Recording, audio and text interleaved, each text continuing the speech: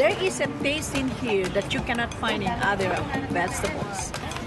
And the more you eat, the more it's become tasty and you keep on, asking for it.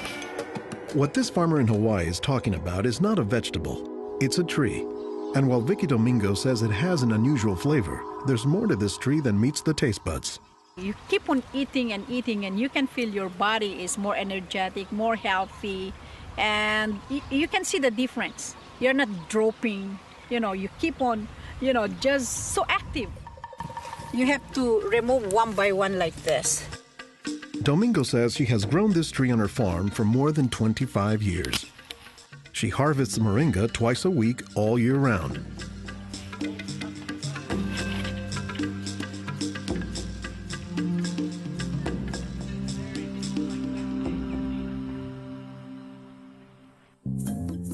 Every week, Domingo sends 1,000 pounds of moringa to the mainland. The rest of it ends up here at a Honolulu farmer's market, where most of her customers have eaten it their entire lives.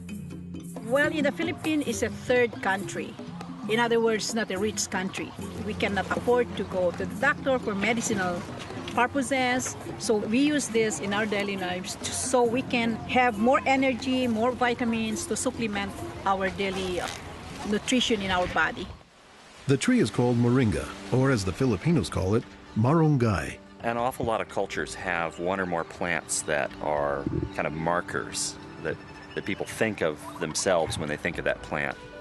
Dr. Will McClatchy is an ethnobotanist at the University of Hawaii. He studies the ways that humans interact with plants. If you drive around Honolulu here, you'll see a lot of houses have at least one marongay in the yard, maybe a little forest of them, and that's a pretty good indicator that there's a Filipino family there. Jokingly, we say it our Filipino banner, which is our Filipino flag. Once you see this, that means all Filipino stays there. Domingo says there are many nutritional and medicinal uses for moringa. All parts of the tree are usable, from the roots to the stem, to the leaves, to the flowers, and to the pod. The roots, you can use that as a tea. And then the trunk, you can scrape it, squeeze it, get the juice, put in your cut skin, and your skin will heal. Some of this may be folktale, but some cultures have used moringa as a medicinal plant for thousands of years. McClatchy says moringa is worthy of its reputation as a tree with unusual nutritional properties. Thank you. Moringa is one of these trees that is a multi-purpose plant that fulfills such a high percentage of kind of basic needs that when people get used to using it, they really can't see what it's like to live without it. And many cultures don't. Today, moringa is used as a remedy and, in essence, a multivitamin in many of the world's warmest regions. Moringa is used widely in Africa and South Asia, and it's been introduced into South America and Central America, where it's also being used. So, this is not just a plant of a single community. We were just talking this morning with one of the owners of this plantation, and he was just telling me how the last time he was here, he had a handful of moringa leaves and that he worked all morning on it and felt great. Dr. Mark Olson is a botanist and a leading expert on moringa. He teaches at Instituto de Biología, Universidad Nacional Autónoma de México in Mexico City. Here, he is visiting a new moringa farm about 2 hours outside the city limits. So they've just planted these here, and soon they'll be nice and big. Olson says that while moringa can grow in places like Mexico or Hawaii, the tree is native to arid subtropical regions, places like Africa and southern India, hot places where moringa has proven its persistence. And this is a plant that really does do extraordinarily well in some of the most difficult areas, in areas that are very hot, areas that are very dry, areas where other things are very difficult to cultivate.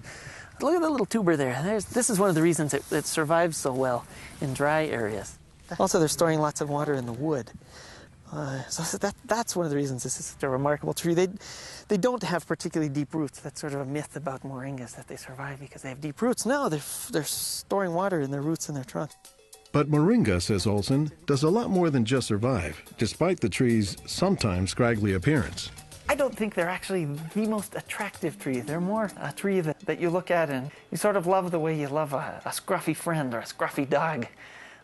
Because the branches sort of splay here and there, and they get burdened down with huge quantities of fruits on them. And that's actually what makes the tree so remarkable, is that it's such a generous tree. And that's because people have found multiple uses for so much of the tree, including its seeds.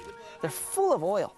You press the seeds, and then this wonderful aromatic oil comes oozing out, which you can use for cooking, you can use for cosmetics or lubrication or whatever. And the cake, the press cake, the stuff that's left over after pressing the seed, that is what's used for water purification. Water purification, Olson says, is especially useful in developing countries where clean water is hard to come by. But the benefits don't stop there. Some of the things I think are most exciting about moringa is, for example, the high vitamin content. There's a lot of vitamin A in the leaves. And worldwide, that's a problem. A lot of people have problems in development of their eyes because they don't have enough vitamin A. Moringa's vitamin A content, and its content of vitamins in general, has caught the attention of scientists around the world. So I started to read about moringa, and I was absolutely amazed about the richness in nutrients, in many antioxidant compounds, in vitamins. Dr. Monica Marcoux is a pharmacologist who has studied many plants. She has done extensive research on moringa and says it has significant nutritional potency. This subject is one of the topics of her recently published book, Miracle Tree. To me, it was just a natural pathway from my scientific background and my love for trees to writing this exciting book on one of the most exciting and extraordinary trees of our world. Marcoux spends much of her time looking at trees and plants, both as a pharmacologist and as an artist. While Marcoux, the nature photographer, is grabbing shots of plants, Marcoux, the pharmacologist, says she has a bigger concern. We are having an epidemic of cancer and cardiovascular diseases and many other chronic diseases. It's because we basically do not eat what we are supposed to eat. Most of the plants are famous for a particular type of nutrient, like for instance the orange or the lemon is famous for a high content of vitamin C. The spinach, for instance, on the other hand, is famous for its iron content. Moringa is very unusual because this single plant contains a wide variety of nutrients, but also in quite very high amounts. Marcoux says this concentration of nutrients combined with low calories and low sodium content makes moringa an ideal energy food or supplement that can help offset the typically unhealthy Western diet. Many of the Westerners are also deficient in antioxidant and anti-aging substances that are mostly found in plants. Antioxidants, according to the National Institutes of Health, protect the body's cells and may prevent cancer.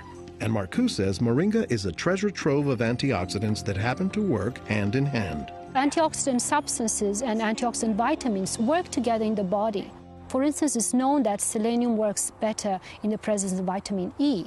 Moringa has high amounts of selenium and has also vitamin E. While many plants contain antioxidants, Dr. McClatchy says that moringa is also high in the nutrients we usually associate with meat. Moringa is well known for being a good source of leafy green vegetable protein. And you don't get a lot of protein out of many vegetable foods other than like beans and things like that. So getting it out of the leaves is really a big deal. And while there are a few other plants like soy that are protein rich, Olson says moringa is special. I have a lot of food allergies. I'm allergic to wheat, I'm allergic to eggs. Soy tends to be a fairly highly allergenic food. It causes allergies easily in many people. We think that this is because of the form that some of the proteins are in soy. They're apparently in a form that's very simple and fairly easy for the body to assimilate in moringa. According to the United States Department of Agriculture, moringa contains 18 of the 20 amino acids, building blocks of proteins that are found in the human body. And, says Marcoux, moringa is one of the few plants that contains all of the essential amino acids. Moringa contains all the 9 essential amino acids that actually we cannot produce. Their presence, but also their ratio, is very beneficial, and it is estimated that this ratio is very good for absorption and for being bioavailable to our bodies. Further research is needed to establish the bioavailability of all of moringa's nutrients. But in some places, scientific studies may be too long a pursuit and take a back seat to a harsh reality. In most of sub-Saharan Africa, any baby has a 20% chance of dying before he reaches the age of 5.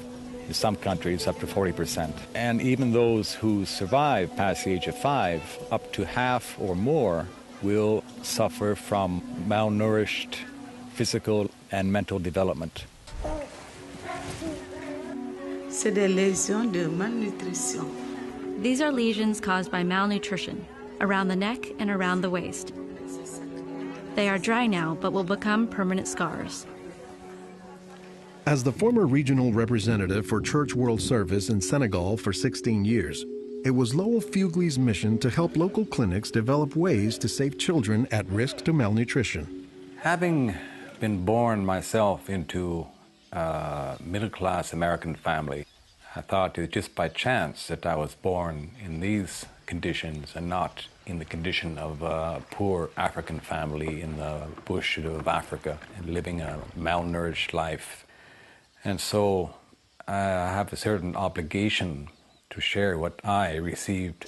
In his quest to combat malnutrition, Fugley came across moringa in the late 1990s. It contains more vitamins and minerals in various combinations than you find in any other possible vegetable. And I thought to myself, if this source of nutrition could be made available at the village level, then this could be a very effective tool in preventing malnutrition.